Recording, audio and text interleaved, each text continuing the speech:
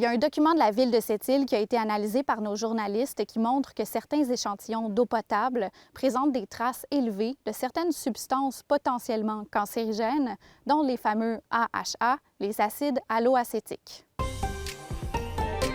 L'AHA, c'est un composant qui est formé quand de la matière organique réagit avec des désinfectants comme le chlore, donc durant le traitement de l'eau. Certains quartiers de Sept-Îles présentent des concentrations plus élevées que d'autres.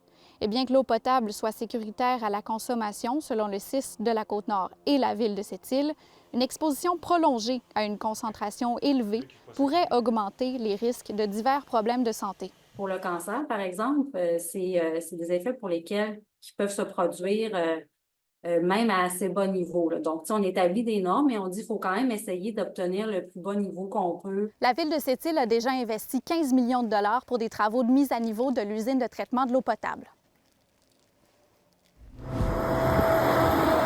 La ville de Fermont prend les grands moyens pour assurer à ses résidents des logements abordables. Des maisons complètement construites en usine en Gaspésie font leur apparition sur de toutes nouvelles rues après avoir fait le voyage de 1000 km jusqu'à Fermont.